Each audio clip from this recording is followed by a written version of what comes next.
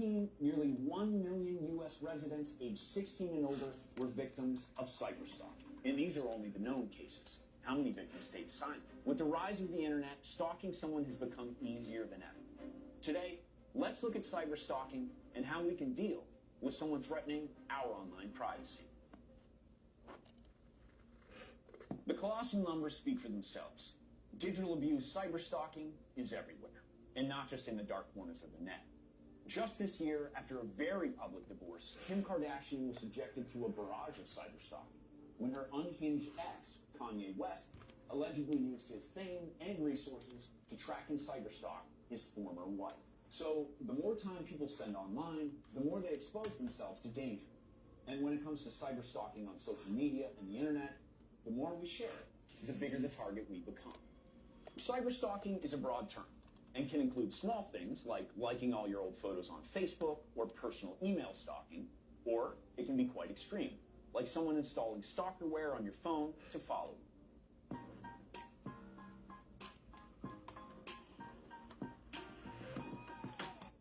It's something that our society has recognized as a serious threat and that's inspired conversations and cyberstalking prevention advice from experts. Let's dive into the world of scary stalker stories to learn a bit more about how they can unfold. In many Reddit horror stories about cybercrime, the perpetrator starts as a friend or romantic partner, someone that already has some kind of access to you. According to Reddit user Polar Barrel, that's exactly how the Dungeons & Dragons stalking case began. While a group of friends were playing D&D on Discord, one among them was constantly trying to push the game his own way. He was very much attempting to push himself to become much more of a permanent member in the game. Okay, let's skip. They are very different people than when they're in person, right? Like, when you're out of reach of everything. Any peace and quiet they may have enjoyed only lasted a moment. Soon, Polar Barrel and friends learned that this toxic person had created new accounts and was still cyber stalking. At one point, the stalker even tried to contact the group from other people's accounts and kept sending disturbing emails. It was a lot of anxiety, it was a lot of stress and powerlessness, knowing that he was still there, seeing what we were putting out on the internet. For some in the group, it seemed the only logical thing to do was to make their social media accounts private, essentially removing their presence on the internet because of one stalker. Polar Barrel said it was a tough situation because the group had started out as part of the stalker's main circle of close friends, who he talked to almost daily. But friendships, or even love, can easily turn into obsession. Even to this day, we're not really sure if he's still stalking us. The first key to combating cyberstalkers like these is for the victims to let as many people as they're comfortable telling know what's happening and who's doing the stalking. That is, if they know who the person is who's doing the stalking. The more people that know that this is going on, the more witnesses you'll have, and the more likely it is for you to have some level of protection there. And you may even let this person know that, like, hey, I've let my family and friends know this is going on. I've let law enforcement know. If you continue to contact me, you're going to be potentially breaking the law, and it could lead to some bad things. In many cases, just like the D&D stalker, when things escalate, contacting law enforcement is crucial. Though cyberstalking is an internet crime, a record of a victim asking a perpetrator not to contact them could help get a restraining order. There's been more and more cases of where cyberstalking did turn into real stalking, in-person stalking, and in some cases, in-person assaults and things like that, confrontations. Hey, quick note, if you like these informative videos, subscribe to our channel and leave a... Cyberstalking real story examples often happen closer to home. For example, former spouses trying to keep track of their exes are common cybercrime cases. During the pandemic, experts observed an uptick in stalkerware, which was in many cases reported by domestic violence victims. Stalkerwares are apps that can be stealthily installed on any phone or device. They send all data, your GPS location, the programs you used, and the text you typed to a specific email address. The problem is, it's pretty hard to stop stalkerware, since sometimes victims of cybercrime are unaware of any unusual activity on their devices. By nature, stalkerware goes unnoticed because they're designed to masquerade as regular system apps and hide their presence as much as possible. If you don't know where to look, it can be extremely difficult to find these stalkerware apps. So, there are coalition against stalkerware groups who try to spread awareness and information. But, unfortunately, it isn't always close friends or ex-spouses you can see coming. Recently, Keatron observed a spike in what he calls stalking by strangers, or stalkers who abuse popular security cameras and video doorbells. Most of these vendors, they have a community that you can be a member of, and you can kind of see what people are posting and what's going on around their houses and things like that. And with more people working from home than ever in our history, cyber stalking is rising at an all-time high. When you were going into the office and sitting at your office working on the internet, you were going through all the security protections that your corporation had.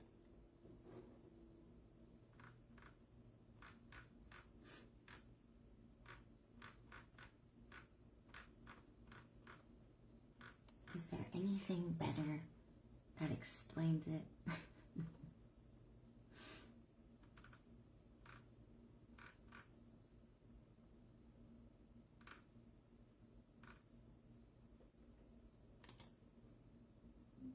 Hi guys, it's talk about stalking on Monday. It could be through email, it could be through text. Well, cyber stalking is the use of any electronic means of communication to repeatedly harass somebody, to frighten them or repeatedly annoy them. And it can be through email, it could be through text, it could also be through phone. It's any kind of electronic communication used to annoy or harm somebody.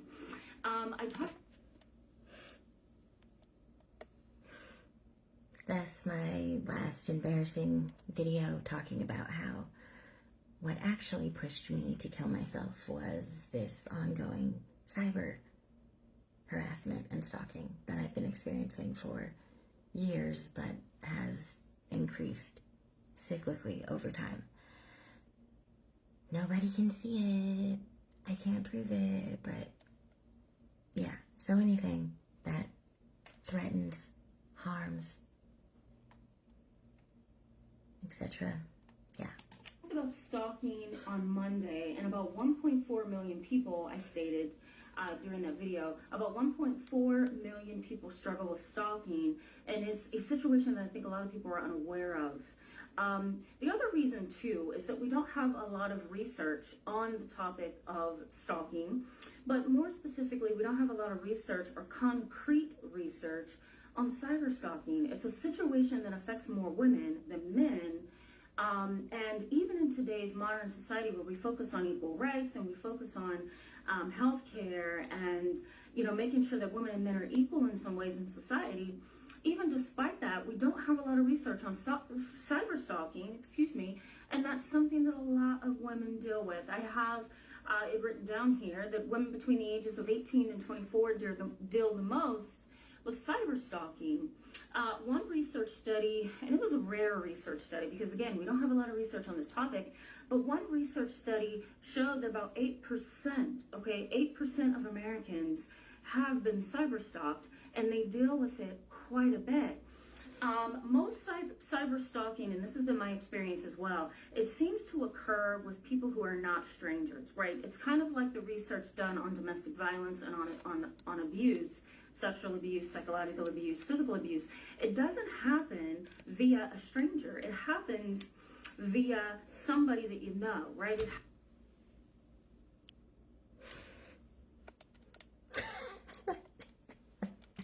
It's not funny. That's what I was saying. It's got to be someone that I know, that knows me, and has made it their business to fucking know me. Which is just, like, what can you say about that? But validation station. Happens through somebody that you know, a close friend, a colleague, a husband, a wife, a cousin.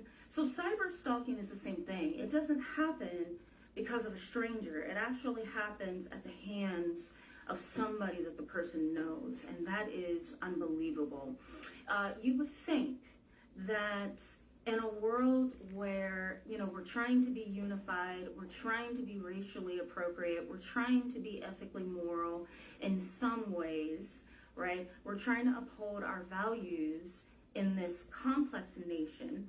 You would think that we wouldn't have to worry about people that we are close associations with stalking us and cyber stalking, right? You would think that that would be a stranger, somebody that we don't know, but in fact, the little bit of research that we do have, it suggests that it's somebody close to us. So what does this kind of look like? So I have it written down here, guys, and I want to run through this with you because I think this is an important topic, not only for adults, but for kids too. So cyber stalking basically becomes a crime, and it basically becomes a problem when it's unwanted and it's repeated. It's frequent, it's repeated, or it is unwanted, right? You don't want that person to pursue you as much as they do. So cyber stalking can fall under the heading of emotional and psychological abuse because it increases anxiety, it increases depression, and for some people who can't seem to get appropriate intervention via law enforcement and psychologists or counseling, some people end up feeling depressed, may struggle with post-traumatic stress disorder, and actually begin to have and experience suicidal ideations or suicidal thoughts. So what is cyber stalking when it happens? What does it look like? Well, it could be repeated phone calls throughout the day. It could be phone calls during times of the night when you least expect it, right? 2 a.m., 3 a.m., 4:50 a.m., like really bizarre and weird times. It could be it could show up in back-to-back phone calls, right? 11:45, 12 o'clock, 12:45, 1 o'clock, right? It could have that pattern. It can also happen when someone is sending you repeated emails threatening to harm you, threatening your safety, threatening to harm somebody that you love and care about.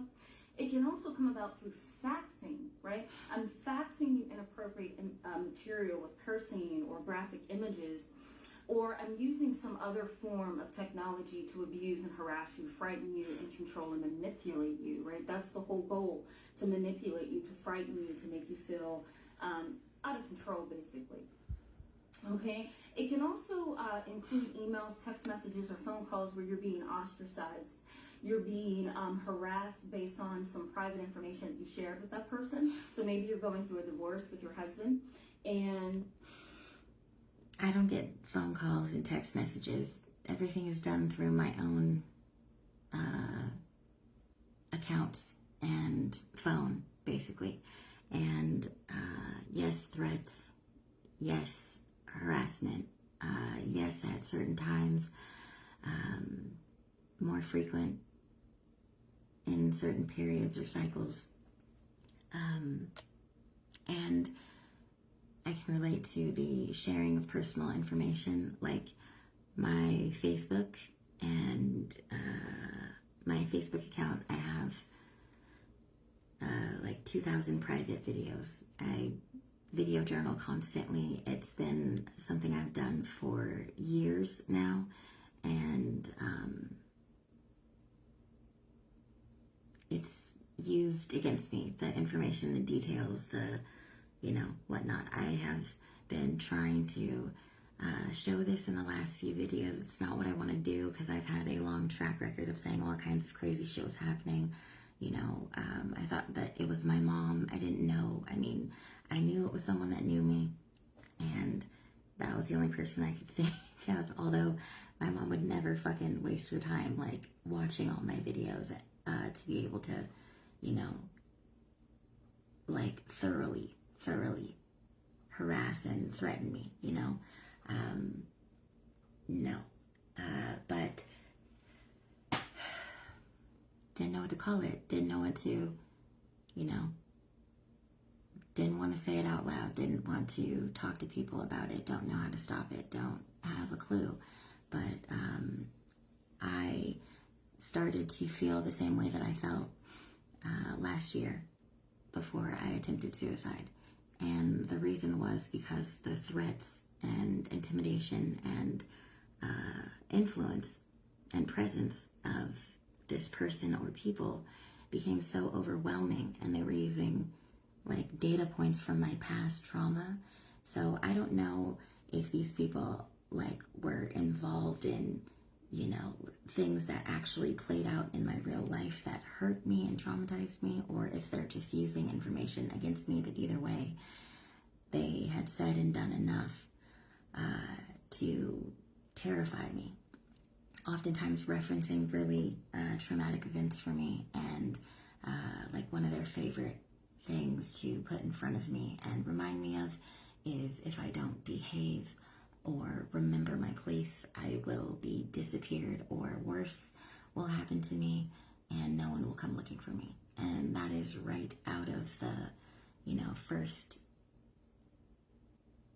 like real crazy event that I had happen to me in 2020. So, yeah, and other things, right? So you never know. It's been like 4 years and it's still been going on, and so I can't put anything like outside of my mind. Anyways.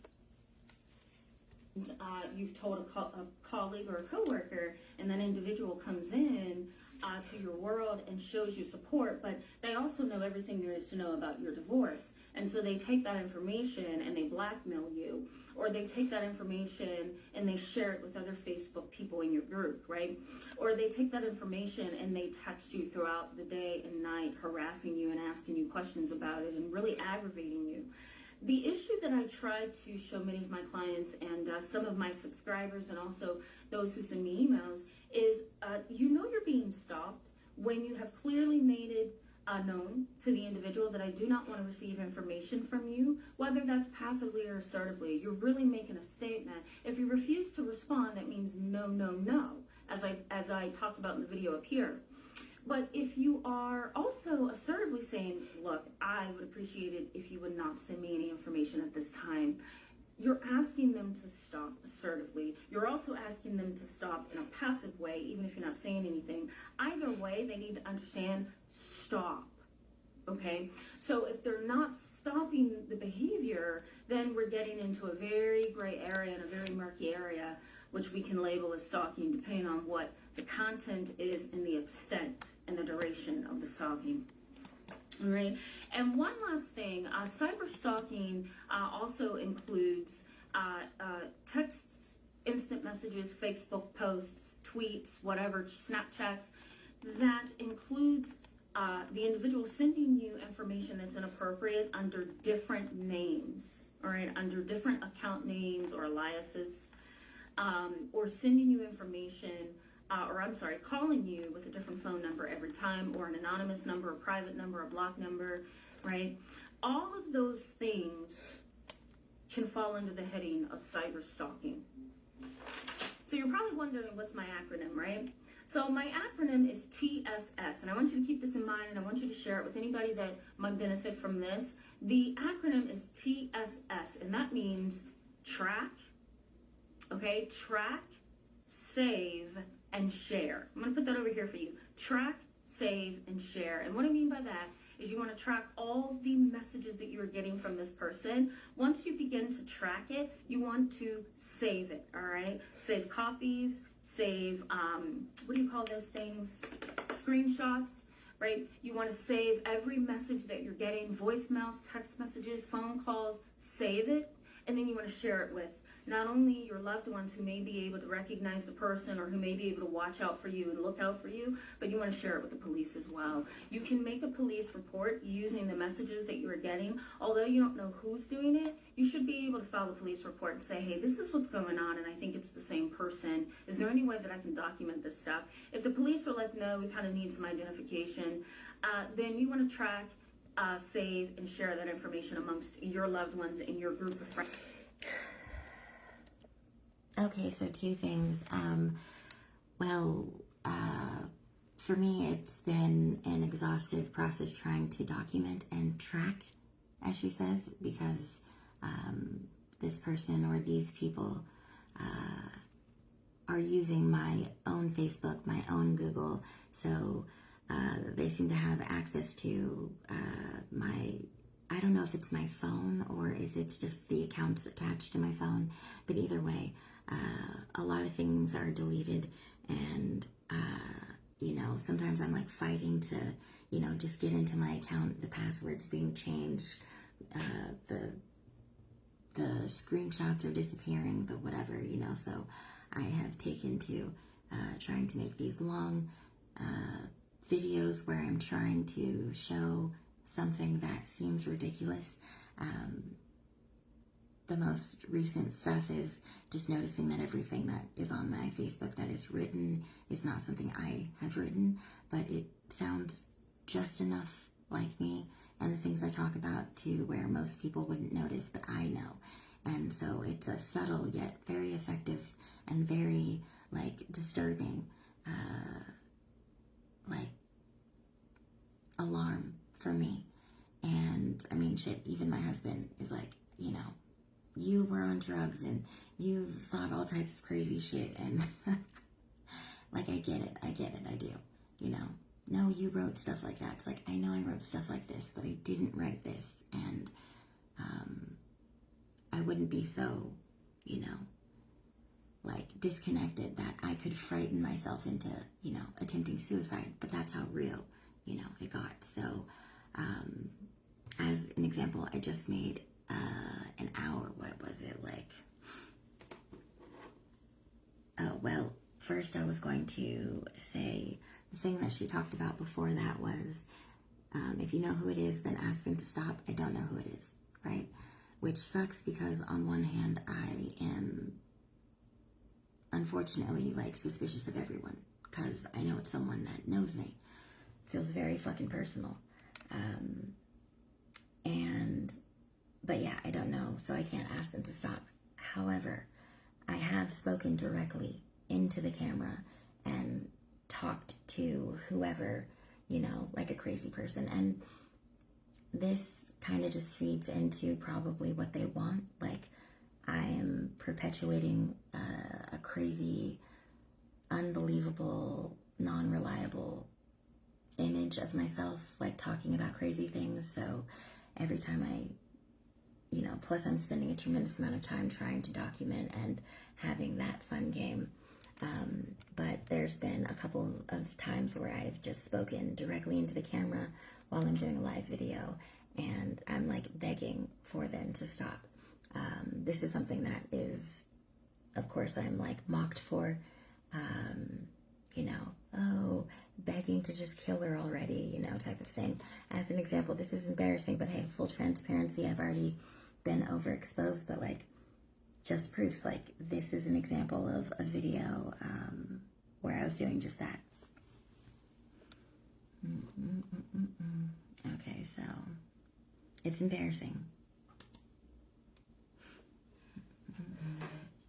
August 10th, 2022. I don't have long to talk, and I am talking directly to whoever. I don't really understand, like, all of it. I don't want to, but I would really like to live. I am not going to try to fight this, push back, nothing. I have fought to be here, and I don't know what the fuck. I don't even know if I have a choice, because it really doesn't seem like it. There's so many layers to whatever's going on. And I'm waving my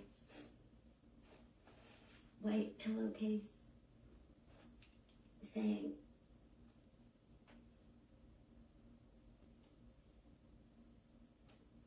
we're here, I'm here, hello. We all know that we all know. Whatever the fuck is going on. And I just want to walk away and never look back. Obviously, whatever's gonna happen is gonna happen. People have said that to me many times. But, you know? Okay, enough of that. Like, there's plenty of me in various emotional states over the years. But that's just one example. There's like two more I can think of where I'm just at my wit's end and I'm either crying or just pleading, you know, to just kill me and get it over with, or, begging to be left alone, right? And how silly, how humiliating, how ridiculous. And yeah, it has layers because, like I said, it's this bizarre experience where you're isolated in it and you can't really prove a negative. It's hard for me to prove to someone, hey, a bunch of my videos are gone and missing and they're specific ones. And then it's like, well, show me what's missing. I can't, you know. And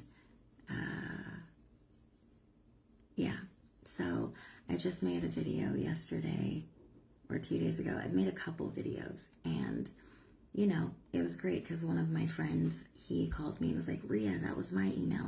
That was my poem I wrote you. Because I'm just constantly like an investigator, scouring every little detail of every possible account and piece of information I have, and it's changing all the time. And so, you know, things can be suspicious. A lot of my emails that are in my sent folder or received don't even have like subjects or like who they're from. So it's confusing. But that was a relief. At least one piece of information wasn't like intentional harassment. But in general, it just lends itself to making me look like a paranoid schizophrenic or whatever.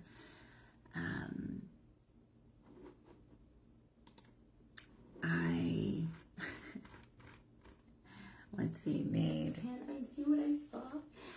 And I. Oh, all right. Bum, ba-da-dum, bum, bum, bum, bum.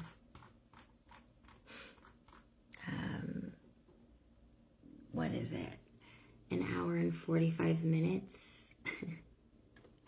So that was just me going over my Instagram account and reading every post and saying yes, no, I wrote that, yes, no.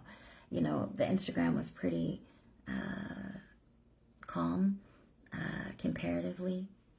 There were no like threats, just a lot of, well, obviously harassment and interference, but a lot of just like humiliation and mockery, right? So it's just me doing that for an hour and a half, and I didn't even get to, I got to 2020 from 2016 to 2020, and I'm not even reading everything. I'm just briefly touching on each, like, no, this is why I wouldn't write this. This is why, blah, blah, blah, blah, blah, blah. Yes, that's me. No, that's not me. The majority of them weren't me, starting like 2019. Before that, pretty consistently me. And so, yeah, fun stuff. And so I was going to hop on here and do a couple of Facebook posts explaining. I had found some emails where they are altered, doctored, or I didn't write them. I was able to find the original copy of a poem I had written that had been redone. And so in a video like 2 days ago, I'm comparing the two.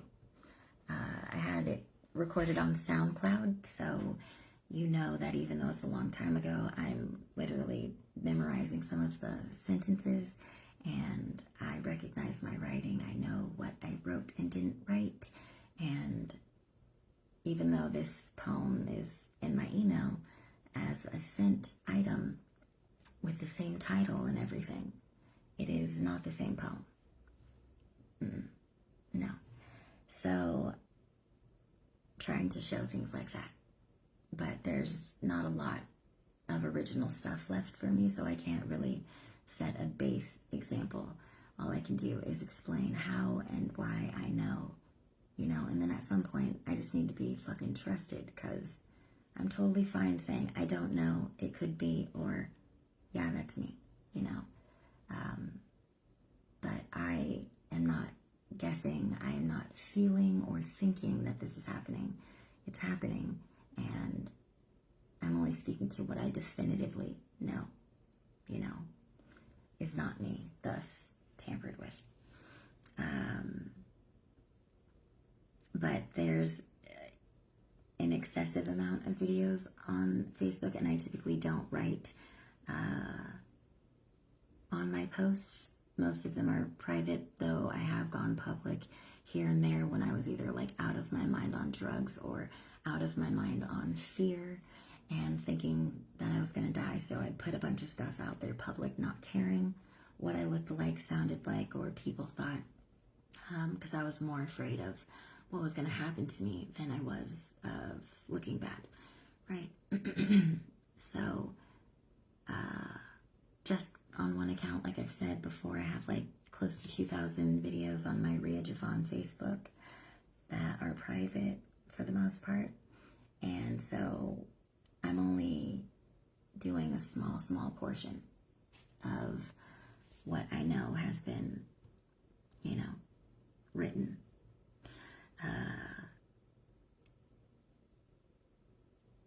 There's a ton of stuff, like I said, that has been deleted, and I can't show that.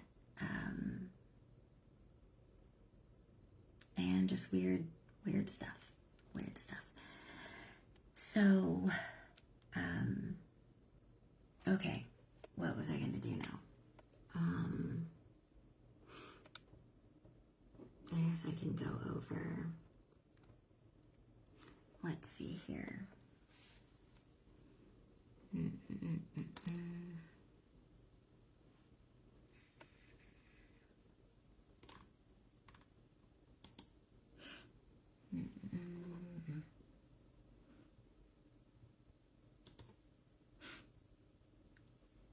Okay, so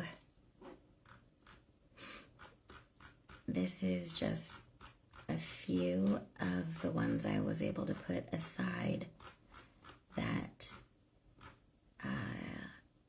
have been messed with, that I didn't write what is attached to it, or it's videos of me struggling with my phone, obsessing with the phone, not being able to get it to work, not being able to get into my accounts, so on and so forth, just showing the pattern of just ridiculous stuff, right? All right, so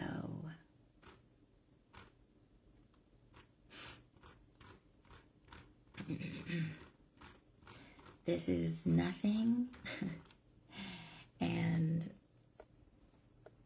in the grand scheme of things, this is just like a drop in the bucket of what I was able to put aside. I have to be careful when I make playlists because they are paid attention to, obviously. And a few times I've opened up my account and gone to the playlist, and the majority, if not all of them, are actually gone. It's kind of like I'm saying, hey, these are important, and thus, why not target that, right? So, where to begin?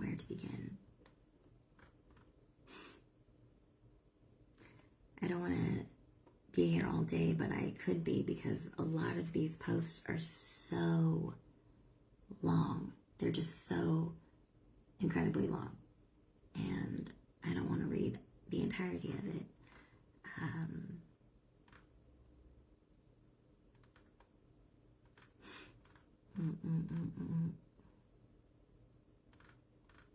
And look, I'm not saying that I haven't talked about things like narcissism, gang stalking, group abuse,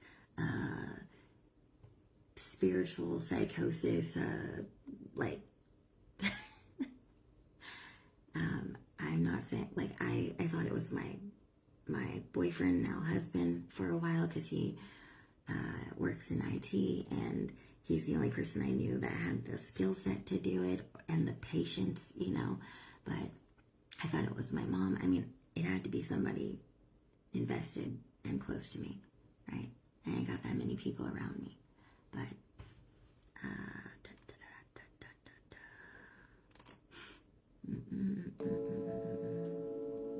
oh, Welcome home, Dad.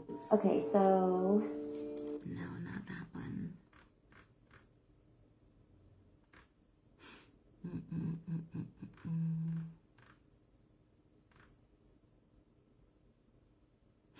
Okay, so I'll start with this one.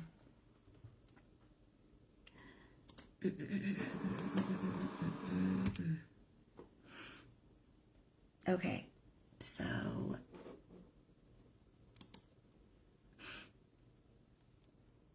now these aren't super overt, right, and whatnot. But this one says, secret orders and societies are real, operating in the shadows and thriving. I'm getting passed around among them. Family secrets reveal their long-standing involvement. Practitioners of the dark arts, powerful and unbelievably connected. You will never see it or believe it unless you learn what to look for. A lot has happened these last few years. Nothing is what it seems. I'm trying to catch up to myself, understand what's happening, and move forward in my life. But I can't leave. Every time I leave, I get punished. Trauma-based mind control is a little different. Behavior modification being a big part of it.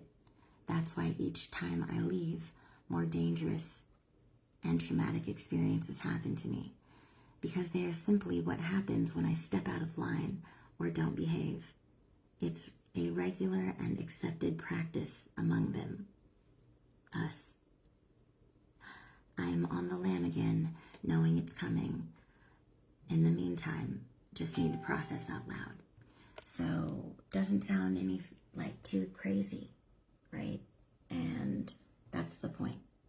But there's a myriad of reasons, and I could deconstruct each of it, but the point I want to focus on is the last paragraph. But I can't leave. Every time I try, I get punished. Trauma-based mind control is a little different. Behavior modification being a big part of it.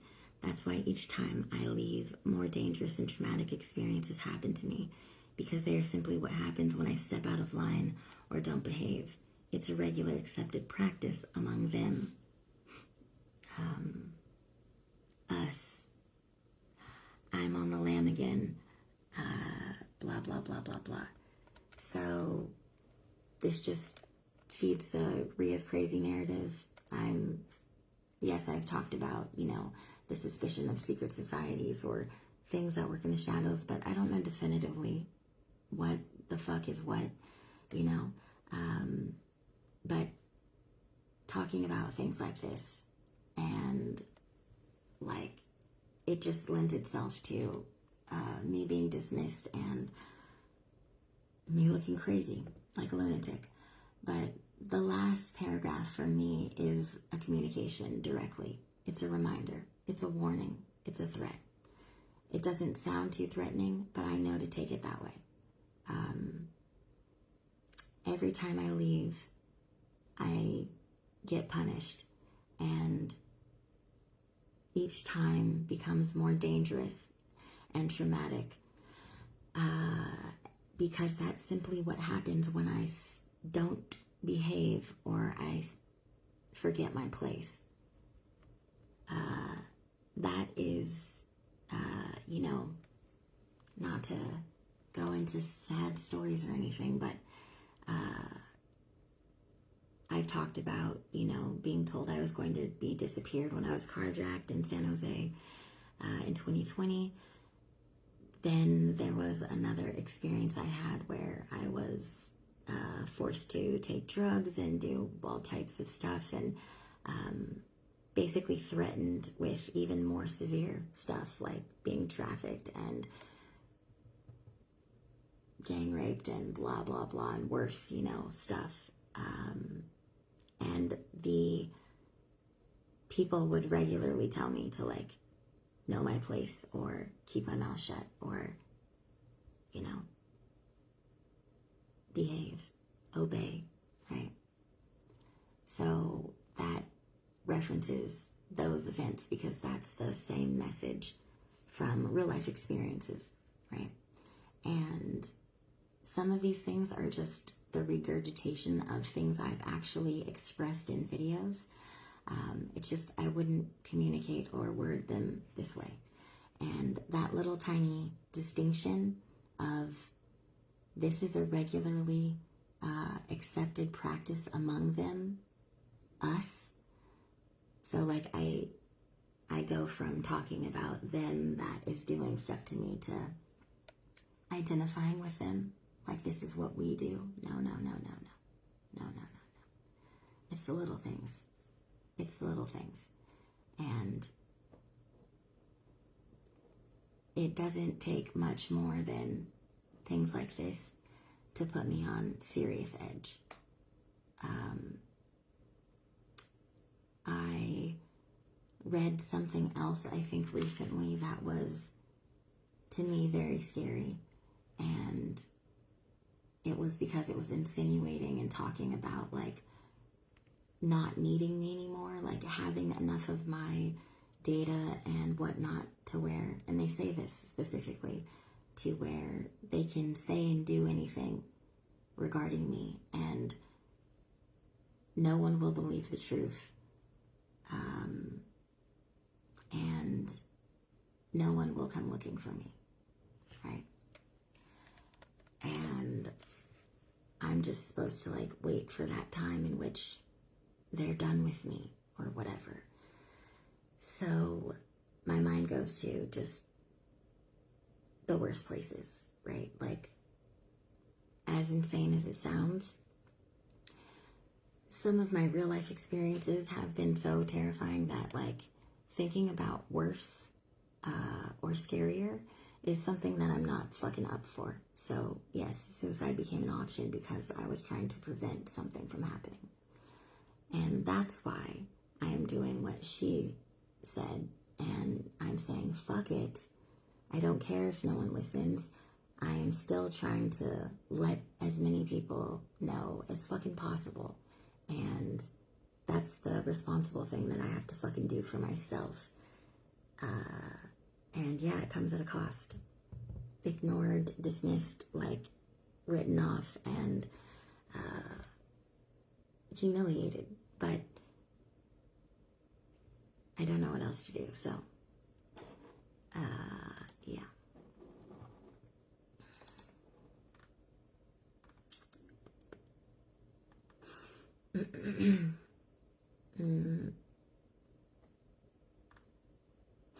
Let's see, this one's just really brief and short, but it says, before your next near-death experience, take a moment to eat candy, rest your bones, and learn about how you got here. There's a secret everyone you know has in common, and a reason they've been keeping it from you. So this is one of the rare messages that, like, is written kind of to me as a directive, but it's also, you know, anxiety inducing because it's like foretelling a fucking near-death experience that may be on the horizon for me, and also feeding my fear and suspicion around the people in my life. And, like, maybe there's a secret. How many people is it? In the communication I was talking about, where they were like, we won't need you anymore, no one will come looking for you, blah, blah, blah. One of the things that was said was, never could you have imagined that there is such a thing as collective participation in the destruction of a once living thing.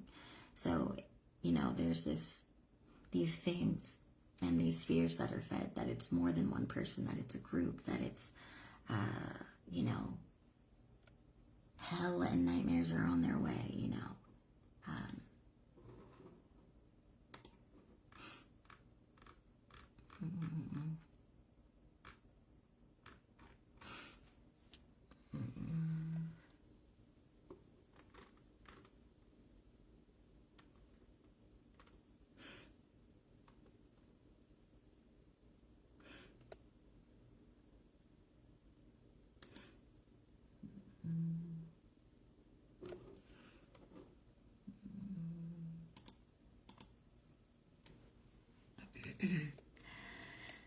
I'm not trying to be a drag.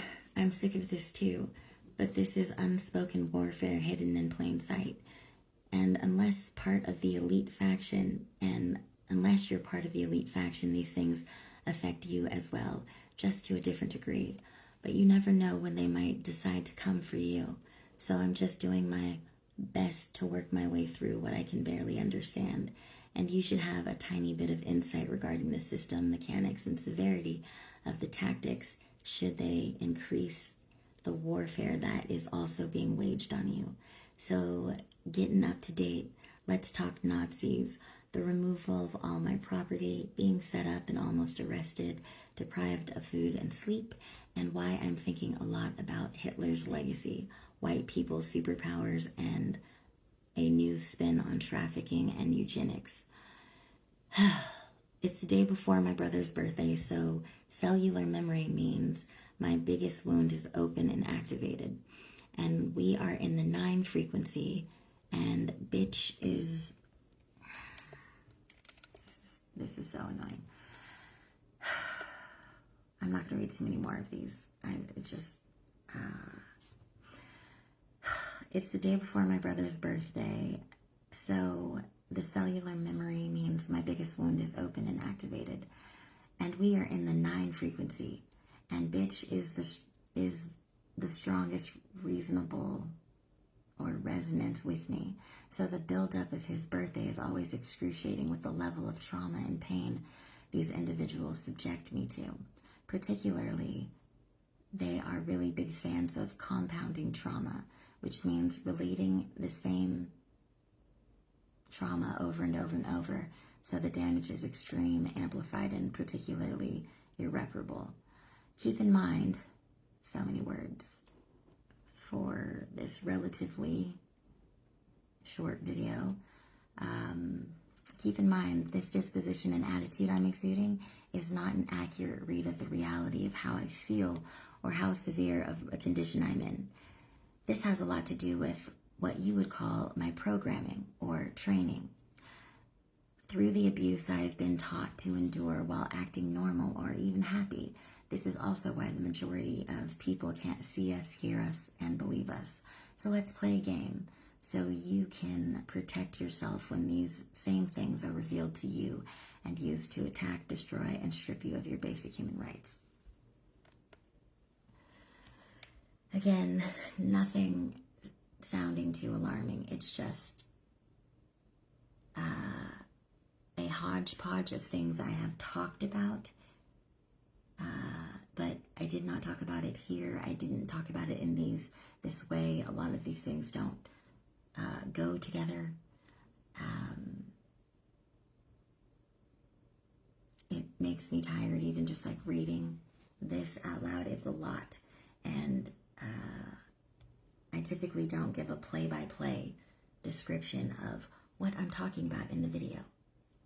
Keep it brief if it's going to be public. This video is never public because, yeah, I'm talking about Nazis and Hitlers and eugenics and shit because I am traumatized and I'm trying to sort shit out. And what's occurring for me, actually, and how it's manifesting is one of those events I was referring to before, where I was threatened with things I will not mention, that definitely put the fear of God and the devil in me. There was a plethora of racial, not even undertones, just overt racial intimidation, threats, hostility, and from that experience and whatever happened to me, because I don't have any memory after a certain point, I was way too scared, and this dude was just laying out a play-by-play of the things, the various things that could or would happen to me if I didn't behave, and I don't remember after a certain point. But he was talking a lot about, shining those boots, talking about how his nickname was Thumper and he used to stomp out niggers, and there was the TV playing right beside me, and it was on like this loop rotation of like historical the History Channel, civil rights type of stuff, but it's all just black bodies hanging from trees and burnt alive, and you know, all of that type of stuff.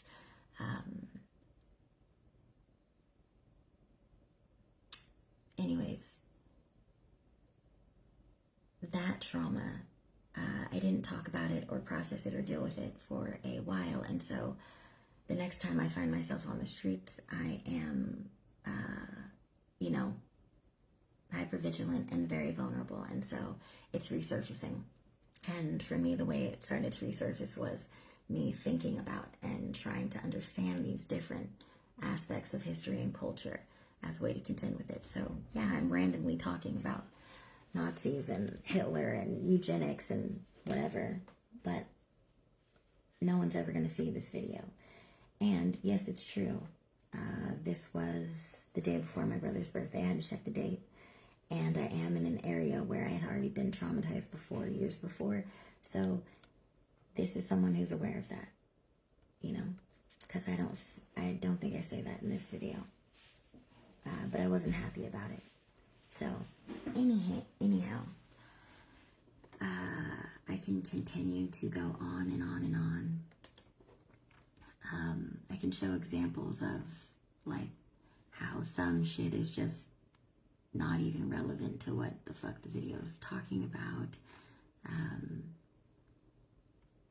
I would, and I will, show examples of me struggling and fighting and warring with my technology many a time. But this video is long enough for now, so I guess this little saga will continue.